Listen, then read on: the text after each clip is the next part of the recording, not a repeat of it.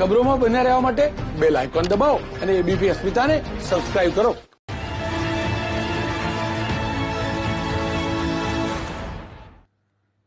નમસ્કાર. દરેક અંધકાર પછી એક ઉજાસ હોય છે ને રાત પછી સવાર હોય છે.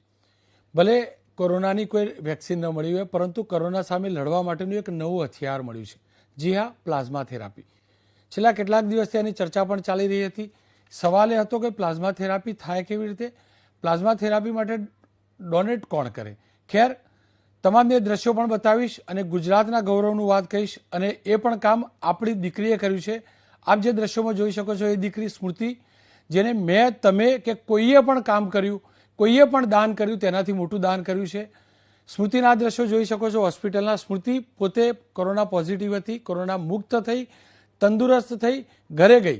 પણ એ દીકરીના દિલમાં દર્દ હતું અન્ય દર્દીઓનું, અને એટલે જ જે સાયન્ટિફિક ધોરણે પ્રૂવ થયેલું છે તે પ્લાઝમા તેને આપ્યું. ફરી એકવાર હોસ્પિટલમાં જઈને પ્લાઝમા આપ્યું, અને એ પ્લાઝમા અન્ય દર્દીઓના સારવાર માટે કામ કરી શકે તેવું સાબિત થઈ શકશે. ખેર, કોરોનાને લગતા ઘણા સમાચાર આપે જોયા હશે, કેટલા દર્દી આવે એ પણ જોયા હશે.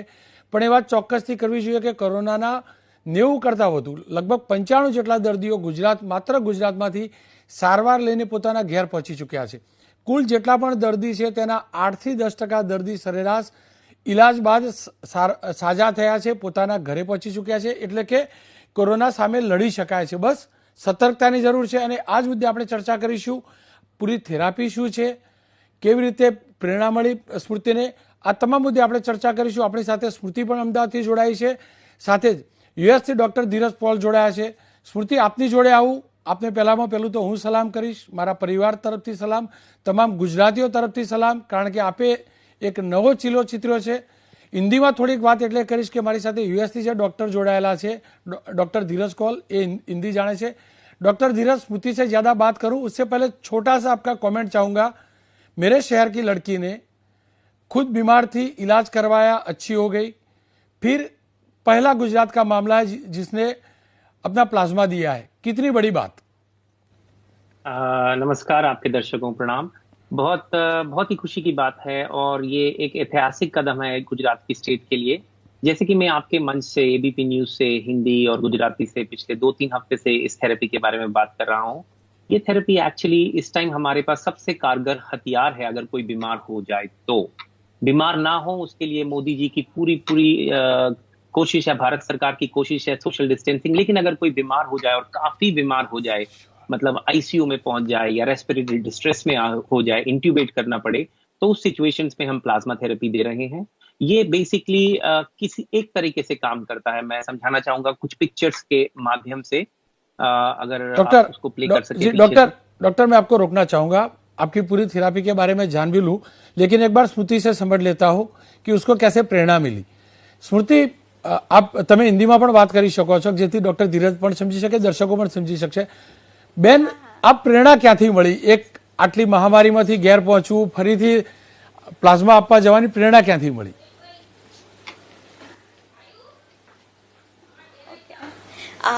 एक्चुअली गई काले सवारे कल ही मुझे सुबह डॉक्टर का कॉल आया कि आप प्लाज्मा दे सकते हो, क्योंकि आपका प्लाज्मा से दूसरे जो लोग क्रिटिकल है, जो पेशेंट्स क्रिटिकल है, उनकी हेल्प हो सकती है. तो जैसे ही उन्होंने बताया कि प्रोसेस बहुत ही सेफ़ है, कोई नुकसान नहीं है बॉडी को, और कोई ब्लड लॉस या ऐसा कुछ भी नहीं है, तो आई सेड कि अगर मैं ठीक हूँ, क्योंकि 14 दिन हो गए थे and I was completely fine. So I was just thinking that why not to help other people and save everyone's life. So फिर मैंने उनको बोला कि I don't mind in donating the plasma, I am completely fine, so I can do that easily. Doctor Dheeraj, Smriti को आप सीधा बात कर सकते हैं. मैं चाहता हूं कि आप भी स्मृति को सवाल पूछे, क्योंकि मेरे से ज़्यादा इस लैंग्वेज को आप ज़्यादा समझते हैं. पहले तो मैं धन्यवाद देना चाहूंगा श्रुति जी को. बहुत ही अच्छा आपने काम किया है, और आपसे लोगों को प्रोत्साहन मिलना चाहिए.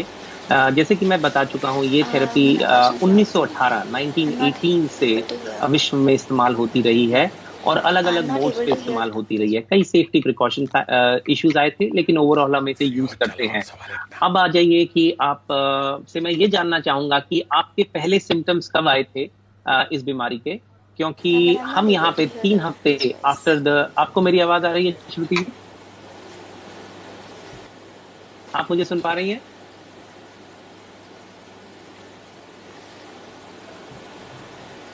हेलो श्रुति जी, क्या आप मुझे सुन पा रही हैं? Hello. Hello Yes, yes, Shruti yes. I जी, can क्या आप hear you. ओके? आप Hello. कि कब आपको पहले सिम्टम्स आए थे इस बीमारी के, क्या आप बता पाएंगी? या मैं जब पेरिस में थी तब मुझे थोड़े सिम्टम्स थे, बट क्या था कि लाइक इन द इवनिंग मुझे थोड़े वीकनेस और थोड़ा फीवरिश जैसा था, but then by morning I am completely fine. So वो मुझे 2-3 दिन तक चला था। उसके बाद I was completely fine for 3 to 4 days, and तब ये बॉर्डर सील होने की बात हो रही थी। तो फिर मेरे सारे फ्रेंड्स फ्रॉम पेरिस सब लोग यहाँ पे ट्रैवल कर रहे थे, एंड पेरिस में मैंने कांटेक्ट किया डॉक्टर्स को, क्योंकि मुझे 2-3 दिन से था। तो मैंने उनकी एक हेल्पलाइन नंबर था, तो मैंने उसमें कॉल किया। इवन मैंने डॉक्टर्स की अपॉइंटमेंट ली, but because of some reason उन्होंने फ़ोन भी नहीं उठाया, और मुझे अपॉइंटमेंट जो मिली थी वो भी कैंसिल हो गई।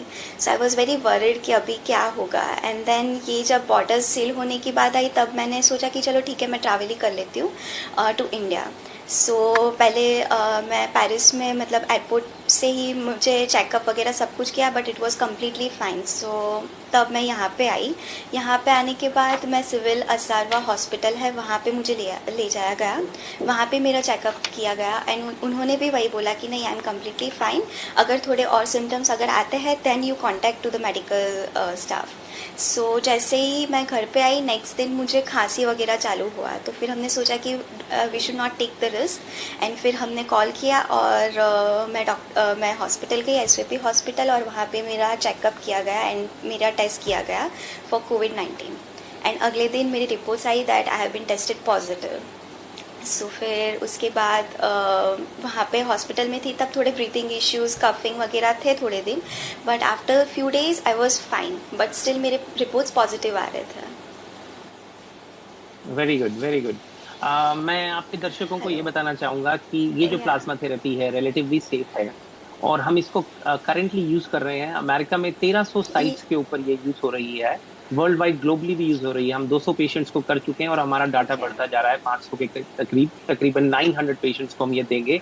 बेसिकली हम क्या करते हैं, आपका ब्लड लेते हैं, और कुछ विजुअल्स में आपने पीछे ओके। देखा होगा, उस ब्लड में एक पार्ट होते हैं सेल के, एक होता है प्लाज्मा का। उस या प्लाज्मा के अंदर एंटीबॉडी, जिसको इम्यूनोग्लोबुलिन बोलते हैं, कंसंट्रेटेड फॉर्म में होता है। हम वो निकालते हैं, उसको प्योरीफाई या करते हैं और वापस पेशेंट ओके। को देते हैं। अब ये या एंटीबॉडीज कुछ टाइम तक इफेक्टिव रहती हैं, फिर इनका इफेक्टिवनेस डिक्लाइन हो जाती है। कई बारी हम एक पेशेंट को कई बारी भी देना पड़ सकता है, लेकिन देखने में आया है कि कई पेशेंट्स तो 1-2 दिन में ही एक्सट्यूबेट हो रहे हैं, आईसीयू से डिस्चार्ज हो रहे हैं। तो इसके बहुत प्रॉमिसिंग रिजल्ट हैं। एक बहुत बड़ी ट्रायल अमेरिका में, जापान में, इटली में और साउथ कोरिया में अभी एज वी स्पीक चल रही है। या तकरीबन 1500 से 2000 पेशेंट्स की ट्रायल है, तो उसके रिजल्ट्स भी आ जाएंगे। लेकिन एज ऑफ नाउ ये एक बहुत ही प्रॉमिसिंग, और मैं तो ये कहूंगा one of the best that's very हमारे पास नाइस। टूल है मैनेज करने के लिए, जो बहुत बहुत आईसीयू के सिक पेशेंट्स हैं। तो या अभी ये बहुत अच्छा है। लेकिन माइक्रोसॉफ्ट कंपनी या अमेरिका ने इट्स ट्रू। अभी एक नया सॉफ्टवेयर लॉन्च किया है जिसे माइक्रोबॉट बोलते हैं। उसके थ्रू वो आइडेंटिफाई कर रहे हैं पेशेंट्स को जो कि ओके। इंप्रूव हो चुके हैं, क्योंकि 3 हफ्ते आफ्टर यू हैव सिम्टम्स आपकी आईजीएम फॉर्म होता है पीक लेवल पे, और आप एक आइडियल डोनर बनते हैं 1 महीने तक के लिए। ये इम्यूनोग्लोबुलिन एम फॉर्म होता है, और उसके बाद इवेंचुअली इम्यूनोग्लोबुलिन जी फॉर्म होता है। इसीलिए बार बार हम ये कह रहे हैं कि हम टेस्टिंग करें, जिसको सिरोलॉजी टेस्ट करते हैं। ऐसे कई पेशेंट्स हैं जिनको बहुत माइल्ड सिम्टम्स होंगे, या कई लोग हैं जिनको सिम्टम भी नहीं होंगे कोविड के, खासतौर पे यंग हेल्दी पीपल। अगर हम उन्हें आइडेंटिफाई कर लें और या हमें पता हो उनके अंदर एंटीबॉडी है, या तो वो डोनर बन सकते हैं। और उसको हम रजिस्टर कर सकते हैं एक स्मार्ट ऐप के थ्रू, जो फोन, या लैपटॉप या एनी डिवाइस, स्मार्ट डिवाइस से हो सकता है। हम टारगेट कर सकते हैं कि डोनर किधर है, हम उसे बता सकते हैं कि आसपास का सेंटर कौन सा है। अब आराम से 1 हफ्ते में 1 यूनिट देना is not a big deal, कोई भी दे सकता है, और मानवता की सेवा कर सकते हैं। तो मैं आपको धन्यवाद दूंगा कि आपने या एक बहुत अच्छा कदम उठाया, और आपसे लोगों को प्रेरित होना चाहिए। और फिर अपील करता हूं, अगर ऐसे कोई लोग हैं गुजरात में या इंडिया में जिनको सिम्टम है, हुए थे 2-3 हफ्ते पहले, खांसी, गला, जुकाम, छाती में दर्द और डिफिकल्टी ब्रीदिंग, तो अपने निकटतम सेंटर को फोन करें और अपना एंटीबॉडी टेस्ट कराएं। अगर आप या एंटीबॉडी पॉजिटिव है और अगर आप एनीमिक नहीं है, तो आप प्लीज ऑप्ट करिए। एक दूसरे या इंसान की जीवन बच सकता है आईसीयू में।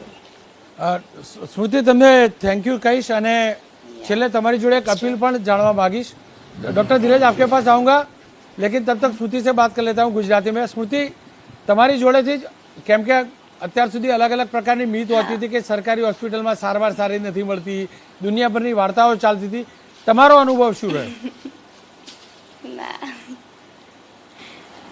એકચ્યુઅલી બધી વાતો હતી જે હું બી પહેલાં બિલીવ કરતી હતી, બટ જ્યારે હું એડમિટ થઈ એના પછી મારો જે પૂરો એક્સપિરિયન્સ છે, અને નોટ જસ્ટ મારો, બધાનો આઈ થિંક એક્સપિરિયન્સ છે, અને બધા બહુ જ સેટિસ્ફાઈડ છે. અને લાગે જ નહીં કે આ તમે ગવર્મેન્ટ હોસ્પિટલમાં છો. એ લોકો દરેક જાતની ફેસિલિટીઝ પ્રોવાઈડ કરે છે, ઇન્ક્લુડિંગ એન્ટરટેનમેન્ટ ડિવાઇસીસ. સો દરેક જાતની ફેસિલિટીઝ પ્રોવાઈડ કરે છે. બધી જ વસ્તુ એકદમ ક્લીન, નીટ એન્ડ બધી જ વસ્તુ સારી હોય છે. સો મારો એક્સપિરિયન્સ બહુ જ સારો રહ્યો, and I would thank the government of Gujarat and to provide me such good facilities, and not just me, for every. અને અપીલમાં હું ખાલી એટલું કહીશ કે જે લોકો રિકવર થઈ ગયા છે પેશન્ટ્સ, અને જેનામાં એન્ટીબોડીઝ પ્રોડ્યુસ થઈ રહ્યું છે, તો હું એ લોકોને રિક્વેસ્ટ કરીશ કે પ્લીઝ તમે જાઓ, ડોનેટ કરો, હેલ્પ કરો ગવર્મેન્ટની ડૉક્ટર્સની અને પેશન્ટ્સની જે ક્રિટિકલ છે, બિકોઝ આનાથી તમને કંઈ જ નુકસાન નથી થતું. પ્રોસેસ બહુ જ સિમ્પલ છે. ખાલી પ્રોસેસ લોંગ છે એનો મતલબ એ નહીં કે ઇટ્સ પેઇનફુલ. કંઈ જ પ્રોબ્લેમ નથી થતો. હું ગઈકાલે જ આપીને આવી છું અને અત્યારે આઈ એમ કમ્પ્લીટલી ફાઇન. મને કોઈ વીકનેસ નથી, કોઈ બ્લડ લોસ નથી થયો. So it is completely safe. So I would request everyone to go and to donate the plasma for critical patients. સ્મૃતિ, બે રિપોર્ટ હશે તમારી જોડે. એક રિપોર્ટ આવ્યો છે કે તમે પોઝિટિવ આવ્યા, એ રિપોર્ટ હાથમાં આવ્યો છે કે તમે પોઝિટિવ આવ્યા, એટલે પહેલું રિએક્શન શું હતું, કેટલી ચિંતા હતી? અને બીજો રિપોર્ટ, ગઈકાલે તમે એક ડોનર તરીકેનો રિપોર્ટ મેળવ્યો હશે, એનો કેટલો આનંદ હતો? વેલ, ફર્સ્ટ જ્યારે રિપોર્ટ પોઝિટિવ આવ્યો ત્યારે હું લિટરલી રડતી હતી, and I was panicking a lot. I mean બહુ ડર લાગી ગયો હતો કે પોઝિટિવ આવ્યો, હવે શું થશે. અને આખું એટમોસ્ફિયર એટલું ડિપ્રેસિંગ ને તમે જ્યારે પોઝિટિવ વોર્ડમાં જાઓ ત્યારે એ આખો માહોલ છે એ બહુ જ ભયાનક હતો.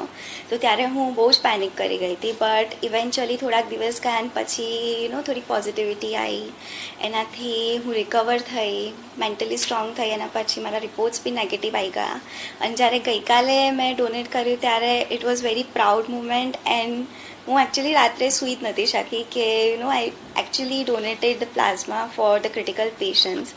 એન્ડ આઈ હોપ કે ઇટ વર્ક્સ, આ થેરાપી કામ કરે, અને જેને બી મારું પ્લાઝમા જાય, કે જે બી લોકો ડોનેટ કરે છે એ લોકો જલ્દી રિકવર થાય. એનાથી વધારે પ્રાઉડ મુમેન્ટ અને બેસ્ટ ફિલિંગ કંઈ જ નથી અત્યાર સુધીની. સ્મૃતિ, આપનો ખૂબ ખૂબ આભાર. આપ એ ડોનર છો. અત્યાર સુધી મેં ડૉક્ટર્સ, નર્સિંગ સ્ટાફ જેટલા પણ આ સેવામાં લાગ્યા છે એમને દેવદૂત કહેતા હતા, પણ મારી પરિભાષામાં આપ પણ એ જ પૈકીના એક દેવદૂત છો. આશા રાખું સ્મૃતિની સ્મૃતિ મારા અને ગુજરાતીઓ અને માનવતાના માનસમાં હર હંમેશ રહેશે. स्मृति, आपका खूब खूब आभार. डॉक्टर धीरज, मैंने गुजराती में बात की, लेकिन स्मृति का कहना था कि बहुत आसान था और बहुत प्राइड मूवमेंट थी. आपके हिसाब से मैं पूरी प्रक्रिया को जानना चाहूंगा और कितना असरकारक होता है वो भी जानना चाहूंगा. जरूर. तो पहले तो ये जानना जरूरी है कि इंसान के खून के अंदर सेल्स भी होते हैं और प्लाज्मा भी होता है. तो हम ब्लड लेते हैं, उसमें से प्लाज्मा निकालकर उसको दूसरे पेशेंट को देते हैं. अब ये जानना जरूरी है कि आप प्लाज्मा पहले भी निकाल के स्टोर कर सकते हैं, जैसे कई देशों में अब किया जा रहा है, ताकि अगर एक साथ आपके पास स्टेज 3 आए, आपके पास प्लाज्मा ऑलरेडी रेडी हो, तो एक तरीके से ब्लड बैंक और रेड क्रॉस अमेरिका में भी काफी बढ़ चढ़ के प्लाज्मा कलेक्शन का काम कर रहे हैं. एक बात और मैं बताना चाहूंगा कि जब हमारे पास एनफ प्लाज्मा होगा तो हम उन पेशेंट्स में भी यूज कर पाएंगे जो कि सिक हो रहे हैं लेकिन अभी तक इंट्यूबेटेड नहीं है, ताकि हम उन्हें आईसीयू में जाने से बचा पाएं और आईसीयू के क्रिटिकल बेड्स को बचा लें उन लोगों के लिए जो बहुत बहुत सिक हैं. तो इसका काफी और रोल है. और इसका तीसरी स्टेज में एक दिन वैसा भी रोल होगा जो कि पेशेंट मॉडरेटली सिक है लेकिन वो सीवियर सिकनेस में जा रहे हैं, उनको भी रोका जा सकता है. तो प्लाज्मा काफी सेफ है. जैसे मैंने पहले बताया, 1918 से हम इसे स्पेनिश फ्लू के टाइम से हमें यूज कर रहे हैं. तकरीबन 100 साल से ज्यादा पुरानी टेक्नोलॉजी है, लेकिन इसको अब हम प्योरिफिकेशन हम बेटर कर पाते हैं और काफी इसमें ज्यादा रिसोर्सेज नहीं लगते. और मुझे पूरा विश्वास है कि भारत इसे अच्छी तरीके से कर पाएगा. मैंने बताया 1300 साइट अमेरिका में यूज हो रहा है और आगे 200 पेशेंट पे हो सकता है, हो चुका है, और 900 पे होगा। और इसके अंदर एंटीबॉडीज, जिसको इम्यूनोग्लोबुलिन बोलते हैं, वो कंसंट्रेटेड फॉर्म में होता है, जिसे हम वापस पेशेंट में देते हैं। एक और स्टडी चल रही है जिसके अंदर हम लैब के अंदर इम्यूनोग्लोबुलिन को मैन्युफैक्चर करने की कोशिश कर रहे हैं, ताकि हम आर्टिफिशियली सिंथेसाइज इम्यूनोग्लोबुलिन भी दे सकें। अगर वो आ गया तो प्लाज्मा के साथ साथ उसकी भी काफी मदद होगी। लेकिन बहुत जरूरी बात है, ये लड़ाई हम सब की है, मानवता की लड़ाई है। तो जैसे इन्होंने आगे बढ़कर दान किया, इंसान की जीवन को बचाया, तो हमें हेल्थ केयर वर्कर्स को बहुत प्रोत्साहन मिलती है जब पब्लिक हमें सपोर्ट करती है, क्योंकि हम मिलके इससे लड़ सकते हैं। सब लोगों को एक साथ मिलके, जाति धर्म भेदभाव सबसे हटकर मानवता के लिए आगे बढ़ के काम करना चाहिए, और ये एक लाइव एग्जाम्पल है। बिल्कुल डॉक्टर, दूसरे सवाल पे जाना चाहूंगा, क्योंकि प्लाज्मा थेरापी तो समझ ली, लेकिन और क्या क्या इलाज हो सकते हैं, क्या क्या किस प्रकार की ट्रीटमेंट अवेलेबल है? जरूर। तो अभी जैसे कि मैं पहले भी एक दो बारी बता चुका हूं कि हाइड्रोक्सीक्लोरोक्विनीन और एजिथ्रोमाइसिन का एक कॉम्बिनेशन है। हाइड्रोक्सीक्लोरोक्विनीन एक बहुत ही पुरानी दवाई 1955 से एफडीए में अप्रूव्ड है। ये दवाई हम लूपस, सिस्टमिक एरिथ्रोमेटस लूपस के लिए यूज करते थे, और उसके और रूमेटॉइड आर्थराइटिस के लिए भी हम यूज कर चुके हैं, जिसके अंदर हम इम्यून सिस्टम को थोड़ा सप्रेस करते हैं। अगर आप ये दवाई देखें तो ये एक तरीके के वायरस को सेल के अंदर घुसने से रोकती है। अब वायरस एक रिसेप्टर के थ्रू घुसता है, जिसको ACE2 बोलते हैं। खैर वो थोड़ा ज्यादा डिटेल हो जाएगा, लेकिन वायरस सेल के अंदर ना घुस पाए, इसमें हाइड्रोक्सीक्लोरोक्विनीन काम करती है, और वायरस और तेजी से ना मल्टीप्लाई कर पाए, उसके लिए ये काम करती है। एक और दवाई है एजिथ्रोमाइसिन। ये दवाई काफी कॉमनली यूज होती है, इसे जीपैक भी बोलते हैं। ब्रोंकाइटिस, निमोनिया वगैरह में हर ऑल ओवर द वर्ल्ड काफी कॉमनली यूज दवाई है। लेकिन इसके 3 इंटरेस्टिंग इफेक्ट्स हैं। एक है एंटीबैक्टीरियल, क्योंकि जब ये आपको वायरस का इंफेक्शन होता है, निमोनिया होता है, और आपका इम्यून सिस्टम भी ये वायरस तेजी से गिरा देता है, तो ऊपर से बैक्टीरियल इंफेक्शन लगने का भी चांस होता है। तो जब आप एजिथ्रोमाइसिन हाइड्रोक्सीक्लोरोक्विन के साथ देते हैं, तो वो बैक्टीरियल इंफेक्शन का चांस कम होता है। दूसरा इफेक्ट इसका है, इस दवाई के अंदर कुछ एंटीवायरल प्रॉपर्टीज भी हैं, और ये इंटरेस्टिंग है जानने के लिए कि हमने जब लैब के अंदर टेस्ट किया था इस दवाई को, तो जीका वायरस, जो कि एक बहुत ही खतरनाक वायरस था, मच्छर से फैलता था, और राइनो वायरस, जो कि कॉमन कोल्ड का वायरस होता है, उसकी एक्टिविटी को इस दवाई ने सप्रेस कर दिया था। और एक तीसरा सबसे इंपॉर्टेंट, एक बड़ा ही महत्वपूर्ण कंपोनेंट है एंटी इंफ्लेमेटरी, क्योंकि जब ये वायरस बॉडी के अंदर आता है, इम्यून सिस्टम को सप्रेस करता है, सेल्स के अंदर जाता है, लंग्स में मल्टीप्लाई करता है, जैसे कि आप इमेज दिखा रहे हैं, बायलेटरल निमोनिया होता है, फिर बॉडी का इम्यून सिस्टम ट्रिगर हो जाता है और खुद ही डिस्ट्रक्शन शुरू करता है।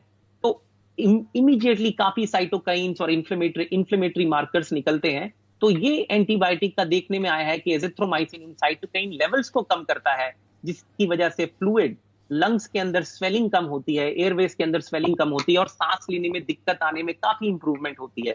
तो इसीलिए तकरीबन 40% लोगों में इसका कॉम्बिनेशन अभी तक कुछ स्टडीज में काम किया है। लेकिन एक बहुत बड़ी स्टडी चल रही है, जिसका रिजल्ट मुझे आशापूर्वक है कि उसका पॉजिटिव रिजल्ट आना चाहिए, जो अगले 1 से 1.5 महीने में आएगा। वो तो हो गई हाइड्रोक्सीक्लोरोक्विनीन और एजिथ्रोमाइसिन। भारत 70% इस दवाई का मैन्युफैक्चरर है, इसीलिए हमारे राष्ट्रपति श्री ट्रंप जी ने मोदी जी से रिक्वेस्ट किया था, और देशों ने किया है, और मानवता के लिए मोदी जी ने वो काम किया है, दे दिया है। इसके अलावा एक और दवाई है जिसे हम बोलते हैं रेमडेसिविर, जिसके लिए हमें बहुत बड़ी होप है, जो कि अमेरिका में एक बहुत ही बड़ा ट्रायल चल रहा है। एक कंपनी है जिलियड, ये इंट्रावीनसली दवाई दी जाती है। 2400 लोगों का ट्रायल फेज 3 में चल रहा है, काफी देशों के अंदर एक साथ चल रहा है। 152 countries are involve severe cases के अंदर, और मॉडरेट केसेस के अंदर थोड़े कम नंबर है, तकरीबन 1600 पेशेंट्स एनरोल्ड हैं, और 169 साइट्स हैं। अब ये दवाई क्या करती है कि ये दवाई बेसिकली आपके टारगेट करती है वायरल प्रोटीन को, और वायरस के रेप्लिकेशन को स्टॉप करती है मल्टीप्लाई करने से। इस वजह से वायरस तेजी से मल्टीप्लाई नहीं हो पाता। हमने इसकी ट्रायल माइस में की थी, काफी इफेक्टिव थी। अभी करेंटली जान के आपको खुशी होगी कि उनमें से एक साइट यूनिवर्सिटी ऑफ शिकागो थी, जिसका डाटा अभी 1-2 दिन पहले बाहर आया है, जिसमें 125 लोग एनरोल्ड थे, जिसमें 113 लोग बहुत सीवियर थे, बहुत सिक थे, और तकरीबन 9 लोग माइल्ड थे। ये जान के खुशी होगी कि 125 में से 123 लोग अभी तक डिस्चार्ज हो चुके हैं, घर जा चुके हैं, बिल्कुल ठीक हो गए। कई तो इंट्यूबेटेड थे और 1-2 दिन में ही एक्सट्यूबेट हो गए, और 2 लोगों की मृत्यु हो गई, जिसका अभी तक हम देख रहे हैं किस वजह से हुई। और ज्यादातर ये लोग सिर्फ 6 दिन के अंदर हॉस्पिटल से डिस्चार्ज हो गए। जैसे मैंने पहले बताया था कि अगर आप एक बार इंट्यूबेट हो जाए कोविड से, तो नॉर्मली 11 से 21 दिन तक आप इंट्यूबेटेड रहते हैं ऑन एन एवरेज। एक नॉर्मल आदमी अगर कोविड ना हो, आईसीयू के अंदर बैक्टीरियल निमोनिया से तकरीबन 3 से 4 दिन इंट्यूबेटेड रहता है। तो इस दवाई के बहुत ही प्रॉमिसिंग रिजल्ट हैं और हम इसको बड़ी आशा की तरफ से देख रहे हैं। और ये जान के भी आपको खुशी होगी कि एक और दवाई है जिसका मैंने पहले भी मेंशन किया था, उसका ट्रायल भी बड़ी तेजी से चल रहा है, जिसका नाम है केवज़ारा। ये एक तरीके का इंटरलूकिन 6 है, जैसे कि मैंने पहले बताया था, साइटोकाइन जो इन्फ्लेमेशन करते हैं, लंग्स को डैमेज करते हैं, लंग्स के अंदर पानी भर जाता है, इन्फ्लेमेशन होती है, उसको रोकते हैं। और ये जो केवज़ारा ड्रग है, ये आपके इम्यून रिस्पॉन्स इंटरलूकिन 6 को काफी स्लो कर देता है, जिससे इन्फ्लेमेशन नहीं होता। इसका भी स्टेज 2 और 3 चल रहा है काफी यूरोपियन देशों में, Italy, Germany, France, Japan, Canada में चल रहा है। और मुझे इसकी भी उम्मीद है कि एक ग्लोबल क्लिनिकल ट्रायल है। जैसे कि आप जानते हैं, इसके अंदर ब्लाइंडेड नहीं होता, तो पेशेंट को पता होता है हम क्या ले रहे हैं, और एक कंट्रोल नहीं है, क्योंकि risk of death is very high.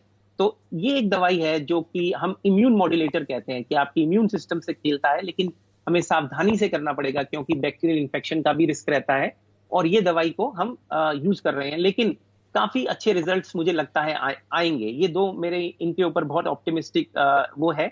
और एक और दवाई, एक और तरीके से मैंने बताया कि आर्टिफिशियली हम एंटीबॉडीज को सिंथेसिस करने का भी काम कर रहे हैं।